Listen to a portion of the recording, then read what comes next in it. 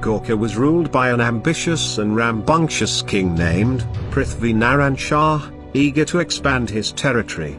The British, after having consolidated their empire in India, decided to move northwards, helping to occupy some territories in the hills. The Gorkhali army fought vehemently and bravely in the Anglo-Nepalese War 1814-16. That followed. Nepal had to sign an insulting treaty, namely, Treaty of Sugarlai. If they hadn't signed the treaty and if they'd encounter a defeat to the British, there are 5 things that would have happened if British had ruled over. There are some good and bad that follows.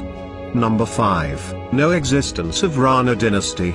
Rana dynasty, a Khas Rajput dynasty that were autocratic leaders that ruled the Kingdom of Nepal from 1846 until 1951. According to history, Ranas received tremendous amount of support from the British that led the rule of autocratic Rana regime. The British first arrived in India in the early 1600s and soon established trading posts in a number of cities under the control of the East India Company. By 1765 the company's influence had grown to such an extent that the British were effectively controlling most parts of India and further expanding. The expansion program of East India would have ruled the main ports of Nepal and there would have been no chance of the Rana dynasty to flourish. Number 4.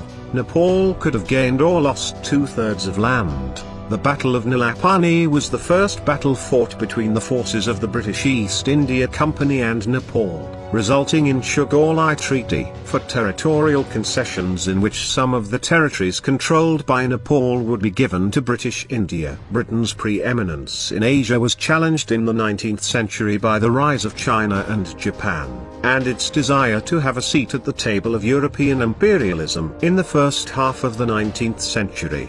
The British extended their influence to the Himalayas and Sikkim signed the Treaty of Tumlong in 1861. If it had been a plan of conquest, the British wouldn't have had relations with Nepal.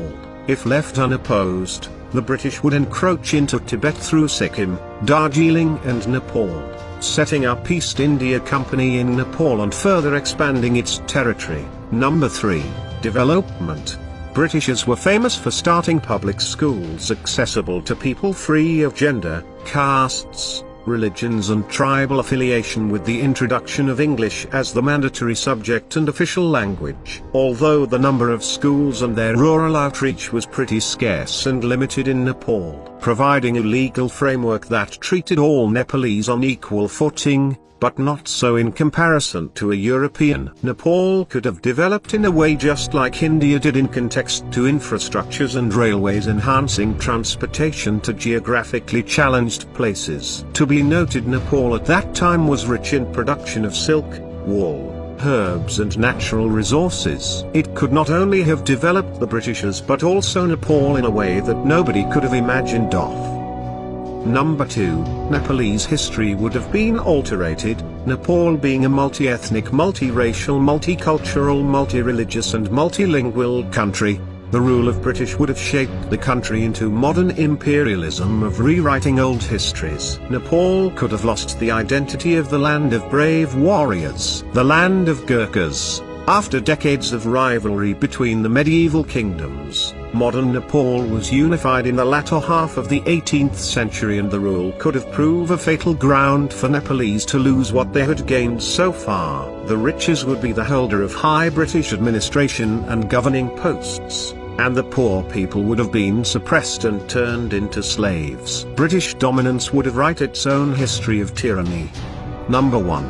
Nepal could have been used as a trade, transportation spot. East India Company, after well establishing its trade within India, was keen to expand its scope further across the country's northern and northwestern limits. Upon noticing of Tibet being abounded in gold, silver and iron, the British were keen to enter into trade relations with thus secluded country. General Hastings was contemplated on dispatching a mission to Lhasa. The main aim was to assess the riches of Tibet and subsequent scope for the trade with the company. Superior quality of salt was found in large quantities. The British didn't want it to lose time to reach Tibet with its riches lying unattended. With industrial revolution at full swing, British could have used Nepal for all its administration and a new new branch of trade and transportation to Tibet, and emphasize the buying capacity of Tibet and her incapacity to provide people with necessities. With such an alluring promise,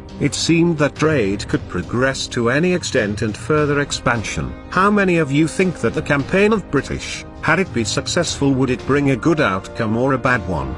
Comment down your views below and let us know. Subscribe for more content, new videos coming soon. Peace.